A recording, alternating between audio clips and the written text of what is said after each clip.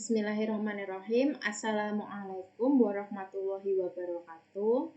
Di sini saya Wiwit Indah Lestari Ningsih dari NIM W100 2214 dari program studi Magister Akuntansi Universitas Muhammadiyah Surakarta. Saya di sini akan mempresentasikan buku dari Etika Profesi edisi 5 dan 8 pada bab keempat, yaitu tentang Practical Ethical Decision Making atau pengambilan keputusan etis praktis. Pengambilan keputusan etis praktis sebagai respon terhadap keputusan yang dapat dipertahankan secara etis. Kerangka ini menyertakan persyaratan tradisional untuk profitabilitas dan legalitas. Hasil ini dirancang untuk meningkatkan pertimbangan etis dengan menyediakan pertama, pengetahuan dalam identifikasi dan menganalisis isu-isu penting yang harus dipertimbangkan dan pertanyaan atau tantangan yang harus diungkap. Yang kedua, pendekatan untuk menggabungkan dan menerapkan keputusan faktor yang relevan ke dalam tindakan praktis. Selanjutnya yaitu keputusan etis atau EDM. Kerangka kerja pengambilan keputusan etis atau EDM ini menilai etiskalitas keputusan atau tindakan yang dibuat dengan melihat yang pertama, konsekuensi atau diciptakan awareness baik dalam hal manfaat atau biaya. Yang kedua, hak dan kewajiban yang terkena dampak. Yang ketiga, keadilan yang terlibat. Dan yang keempat yaitu motivasi atau kebajikan yang diharapkan. Nah, selanjutnya yaitu snifftas dan aturan praktis umum. Tes awal etikalitas sebuah keputusan.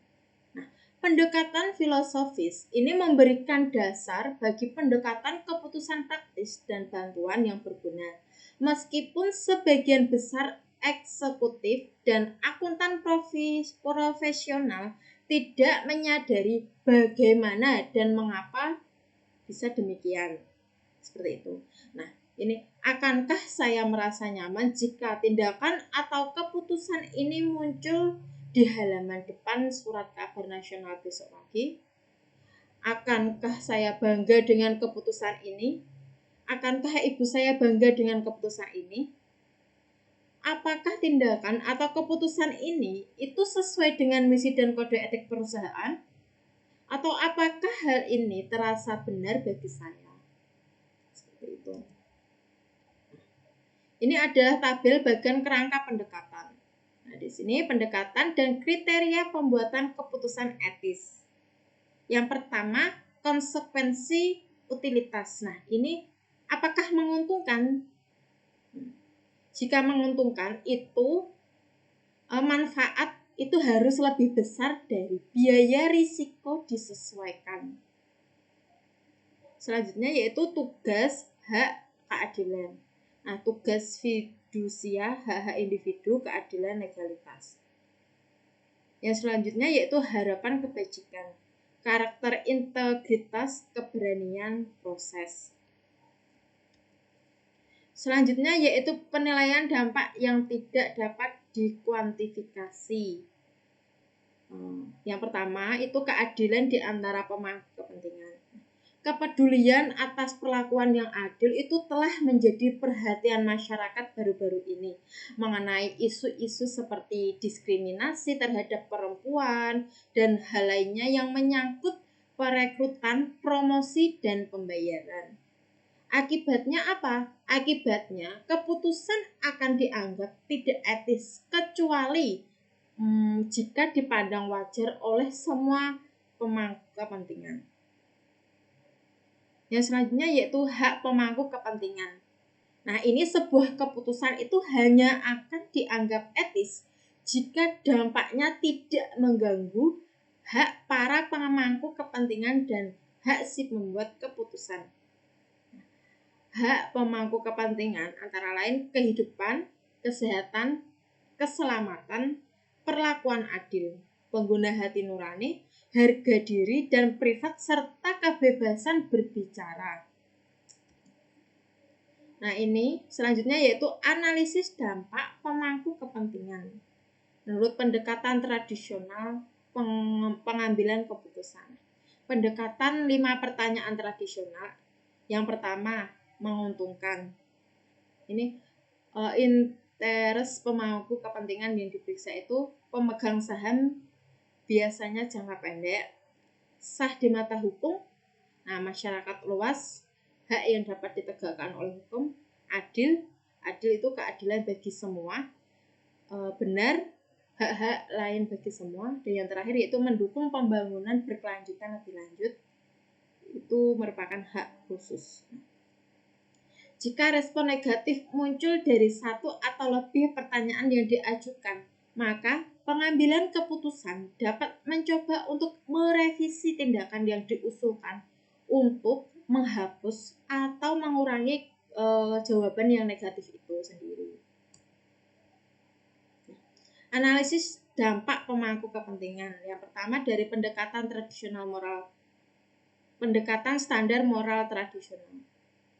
Dari standar moral, ini utilitarian, memaksimalkan keuntungan bersih bagi masyarakat. Nah, pertanyaannya itu apakah tindakan tersebut itu memaksimalkan manfaat sosial dan meminimalkan luka sosial? Yang kedua yaitu hak-hak individu tentang dihormati dan dilindungi. Apakah tindakan tersebut itu konsisten dengan hak setiap orang? Yang selanjutnya yaitu keadilan, distribusi manfaat dan beban yang adil. Nah, ini apakah tindakan tersebut itu membawa kita pada sebuah distribusi yang adil dari manfaat dan beban? Nah, dari tabel di atas ini terlihat bahwa kepuasan prinsip utilitarian itu dinilai melalui pertanyaan yang berfokus pada analisis biaya manfaat atau analisis risiko manfaat, bukan hanya dilihat dari keuntungannya saja. Yang selanjutnya ini dari pendekatan pastin tradisional.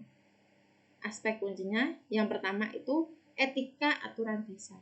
Ini menjelaskan sebuah organisasi atau aturan dan nilai-nilai individu.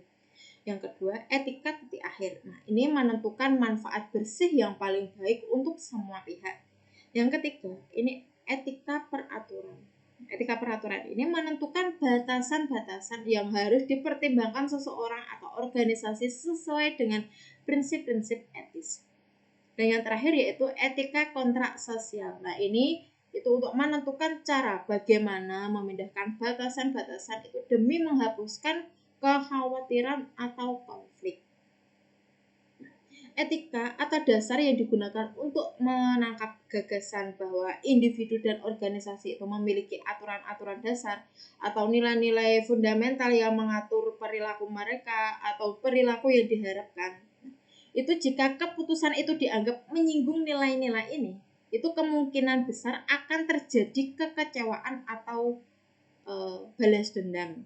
Seperti itu. Yang selanjutnya yaitu memodifikasi pendekatan tradisional analisis dampak pemangku kepentingan. Mengapa mempertimbangkan harapan, motivasi, dan perilaku?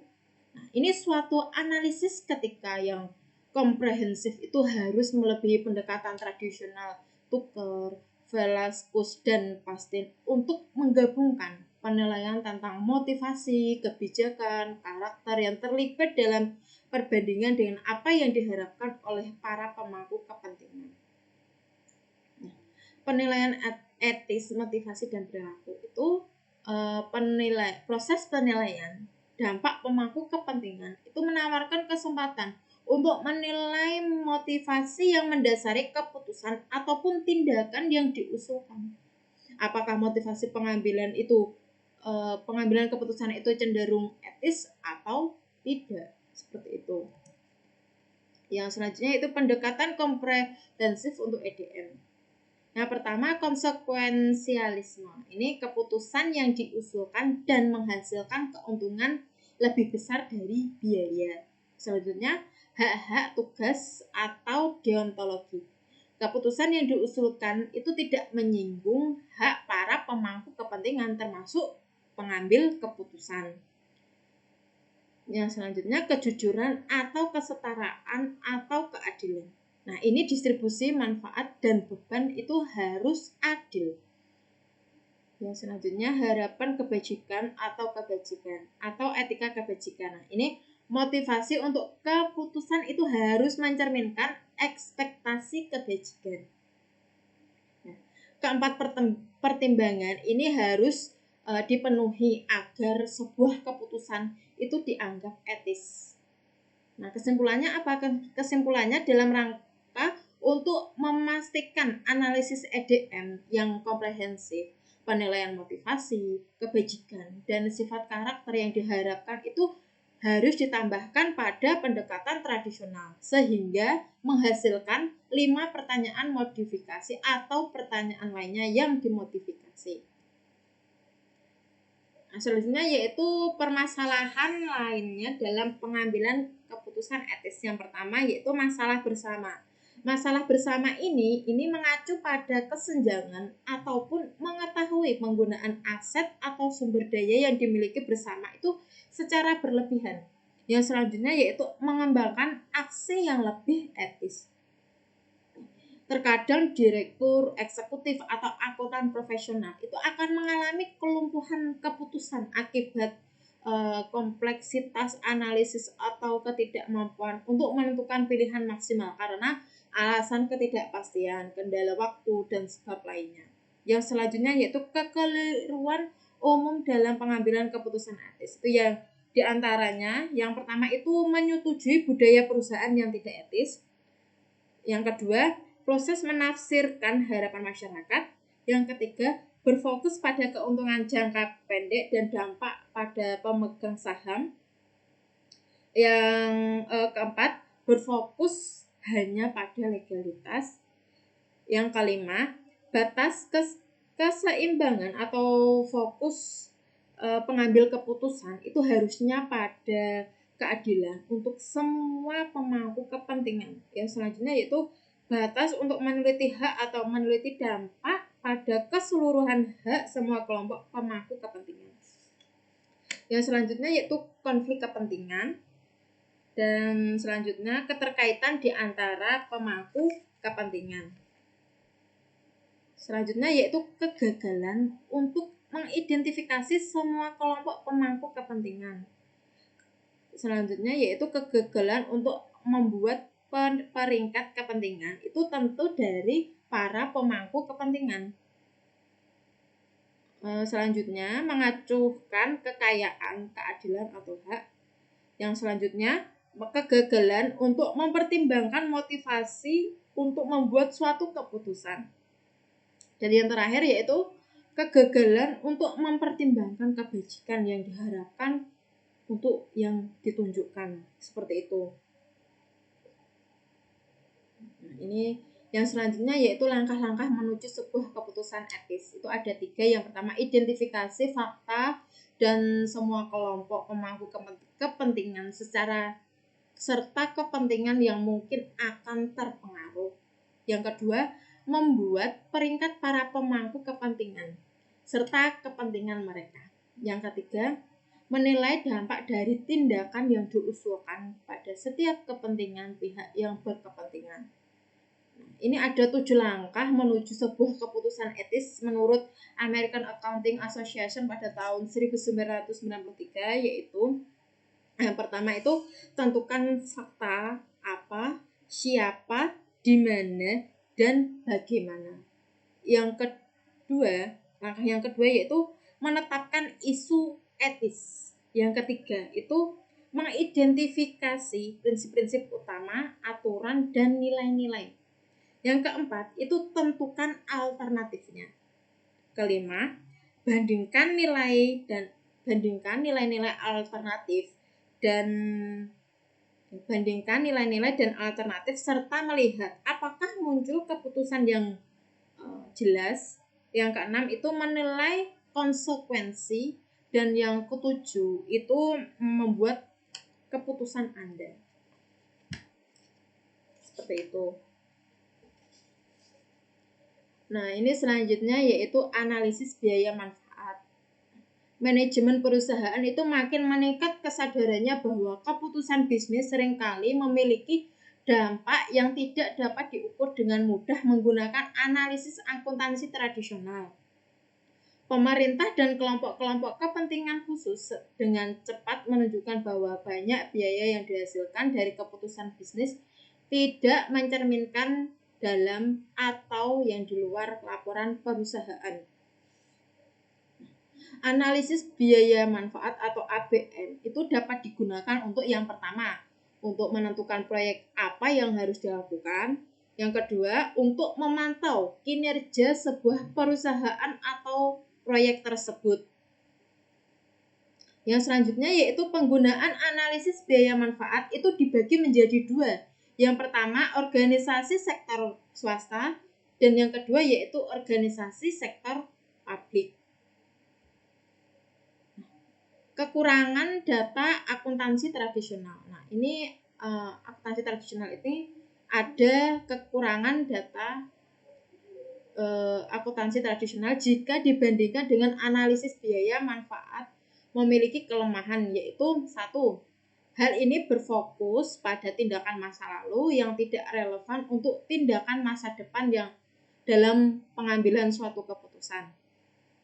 Yang kedua, itu tidak memperhitungkan faktor-faktor eksternal. Dan ketiga, mempertimbangkan beberapa sumber daya sebagai sumber daya bebas atau tanpa biaya. Yang keempat, fokusnya jauh lebih sempit, selalu berhubungan dengan kepentingan pemegang saham, bukan kepentingan pemangku kepentingan atau masyarakat. Selanjutnya yaitu tingkat diskon dan pengukuran biaya dan manfaat. Untuk tingkat diskon, ini uang yang digunakan untuk membiayai proyek menjadi tertahan untuk kegunaan lain. Dengan demikian, biaya tersebut secara tepat diukur dengan menghitung biaya kesempatan yang dilewatkan. Apakah itu adalah tingkat imbas marginal setelah pajak yang hilang dari investasi lain, atau harga konsumen akan bersedia membayar penundaan konsumsi mereka. Selanjutnya yaitu pengukuran biaya dan manfaat.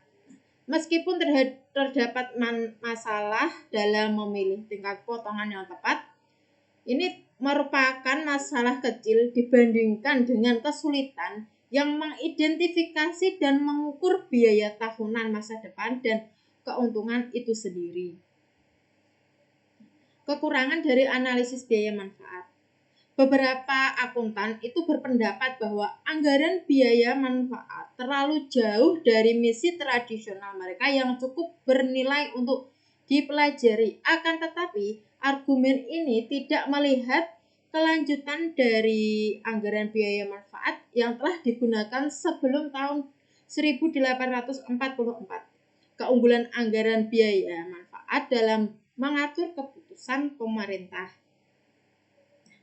Akuntan secara tradisional itu telah mengasumsikan peran pokok dalam menyediakan data untuk kepentingan di sektor swasta, dan jika posisi ini harus dipertahankan, itu adalah kepentingan terbaik akuntan untuk mengenal dengan baik teknik ABM dan kekurangannya.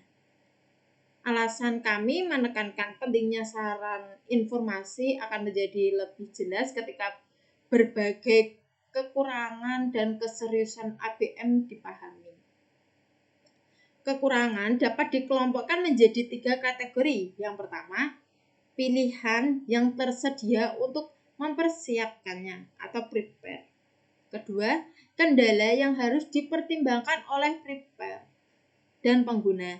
Dan yang ketiga yaitu masalah yang tidak dapat diatasi oleh ABM itu sendiri.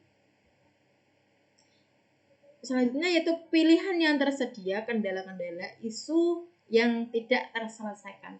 Untuk pilihan yang tersedia, nah pilihan yang banyak dan jika terlalu akurat itu akan bias bagi ABM sampai di titik di mana keputusan yang tidak bijaksana akan dihasilkan. Ada metode yang bisa mencegah bias dan tidak masuk akal. Tapi pengambil keputusan pertama kali itu harus memahami apa saja potensi masalahnya. Yang selanjutnya yaitu kendala-kendala. Sehubungan dengan kendala-kendala yang harus dipertimbangkan oleh prepare dan pengguna ABM, itu maka kepentingan proyek-proyek itu saling terpisah satu sama lain. Atau jika sedang dipertimbangkan proyek bersama, maka analisis ABM itu harus mencakup semua aspek proyek. Yang selanjutnya yaitu isu yang tidak terselesaikan. Pengambil keputusan ABM itu harus menyadari bahwa banyak isu yang tidak pernah dapat sepenuhnya diselesaikan dengan teknik ABM. Nah, ABM itu tidak memperhitungkan masalah ekuitas seperti kelayakan dari menghukum satu kelompok atas keuntungan suatu kelompok lain.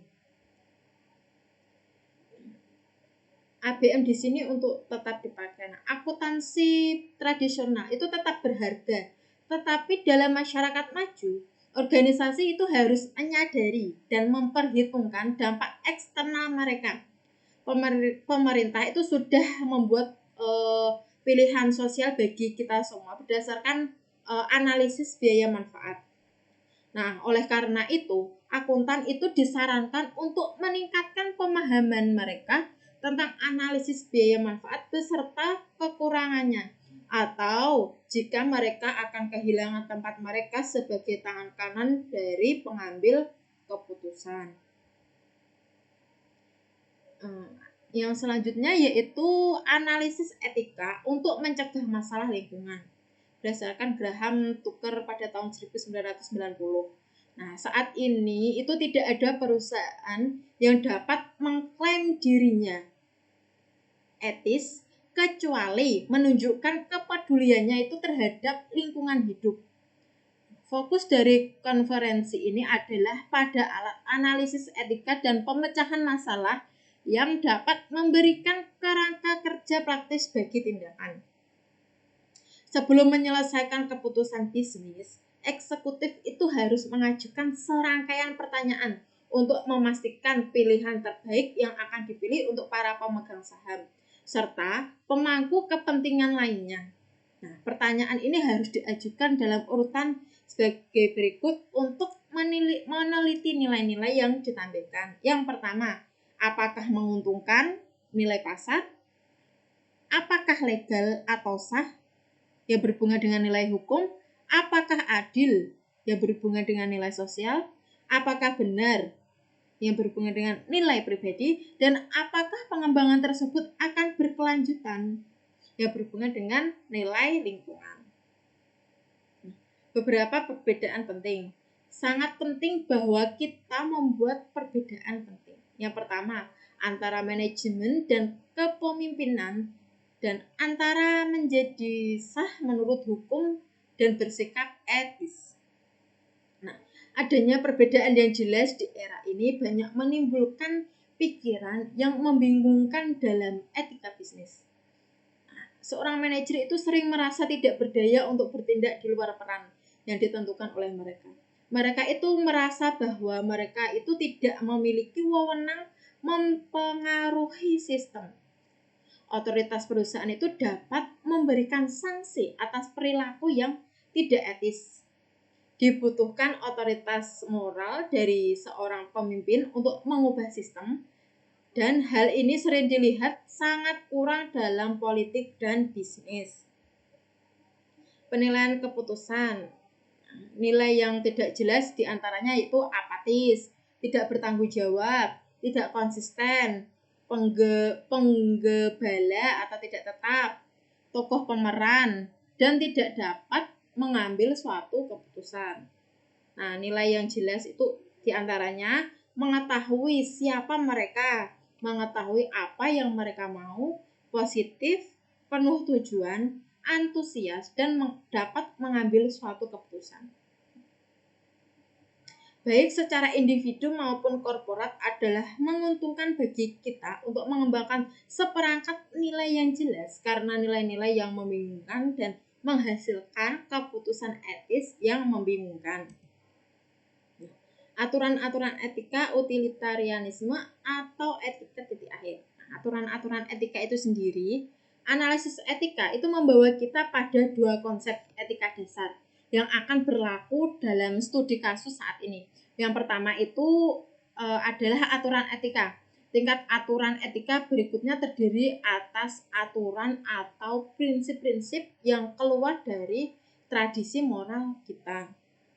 Yang selanjutnya yaitu utilitarianisme atau etika titik akhir. John Stuart Mill itu mengatakan bahwa untuk menentukan apakah suatu tindakan itu benar atau salah, seorang harus berkonsentrasi pada konsekuensi yang mungkin terjadi di titik akhir atau hasil akhir. Nah, ini apakah manfaat terbesar bagi jumlah terbesar? Nah, hal ini mengarah pada analisis biaya manfaat. Apakah manfaat membenarkan biaya? Dan untuk analisis risiko manfaat, apakah manfaat tidak membenarkan risiko bisnis?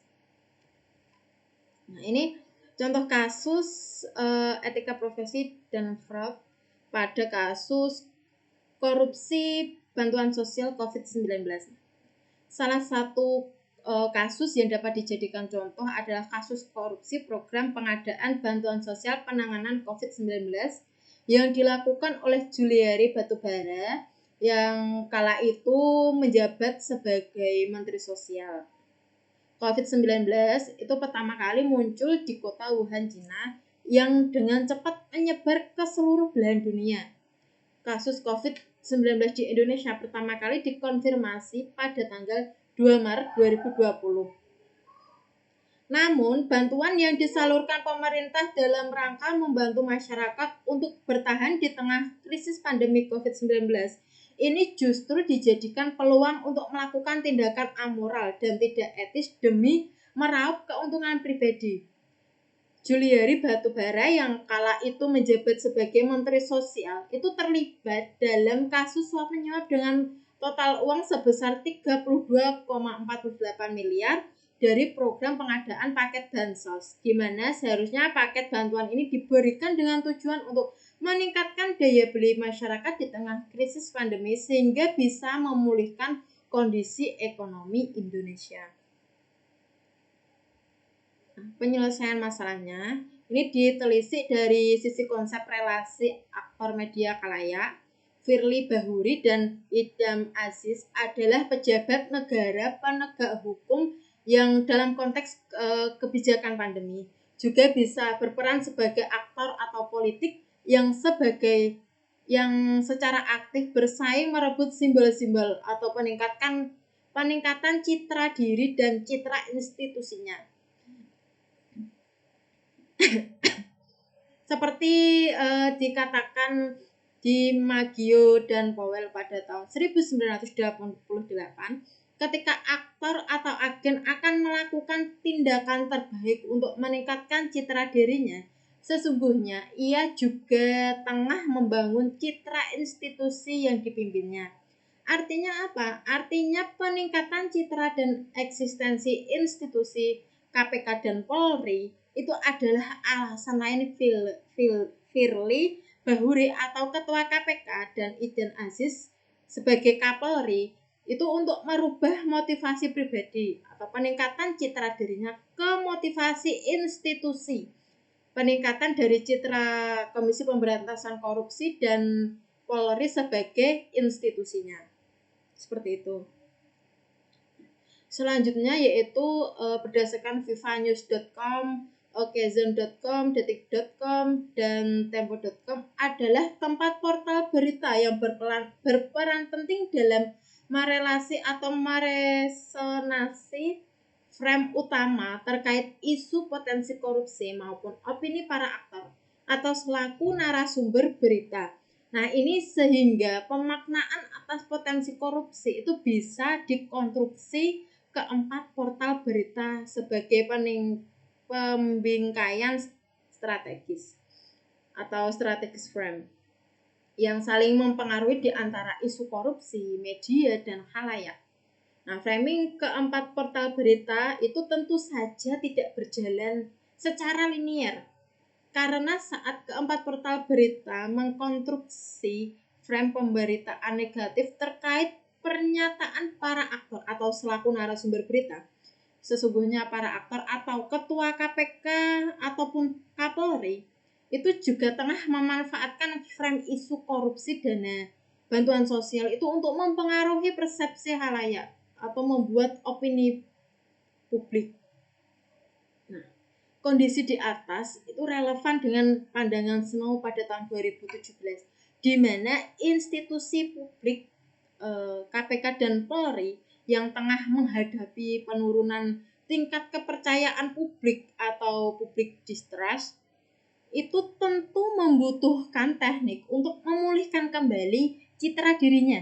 Nah, salah satu pilihan strategis itu adalah dengan melibatkan media, yakni menghadirkan kembali wacana dominan sebagai pembingkaian utama yang bisa meresonasi, memberi peluang, dan mengukuhkan kembali konsensus sosial terkait peran penting KPK dan Polri sebagai pengawal dan pengawas korupsi dana bantuan sosial sebagai narasi utama berita.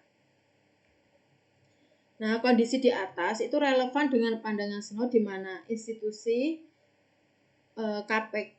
institusi publik KPK dan Polri yang telah menghadapi penurunan tingkat kepercayaan publik atau distrust tentu membutuhkan teknik untuk memulihkan kembali citra dirinya.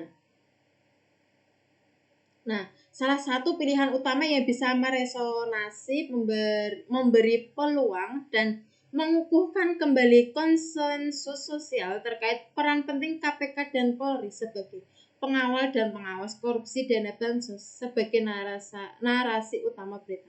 Nah, sementara dilihat dari konsep neuroscience, proses pemulihan kepercayaan publik atas institusi itu bisa dilakukan dengan memproduksi sebanyak mungkin oksitosin atau bingkai strategis untuk membentuk efek positif persepsi publik terhadap peningkatan citra KPK dan Polri.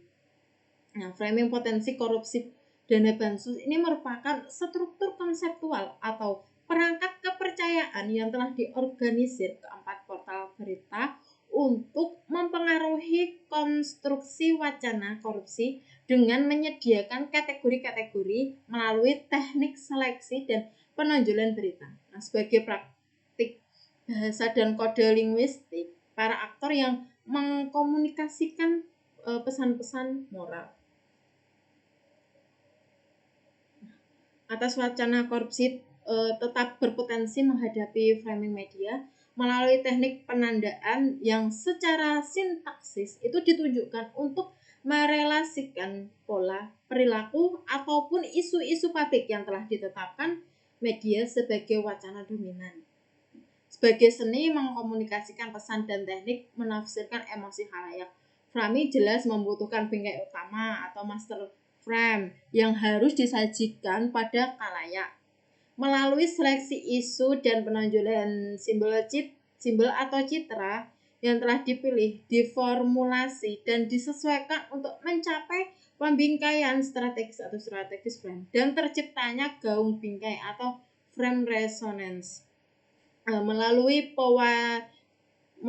pewacanaan isu potensi korupsi dana bansos, penegak hukum, efektivitas penyaluran dan penggunaan dana bansos itu delegitimasi atas praktik korupsi atau dana bansos dan meraih kembali kepercayaan publik atau reason of public trust yang digunakan sebagai kategori atau isu dan klasifikasi berita untuk melegitimasi gagasan tertentu. Maka isu potensi korupsi dana bansos bisa dibaca atau dieja secara entry point bagi konsentrasi atau gagasan politis dan pertarungan ideologi atas praktik dan modus korupsi politik sebagai produk kekuasaan negara.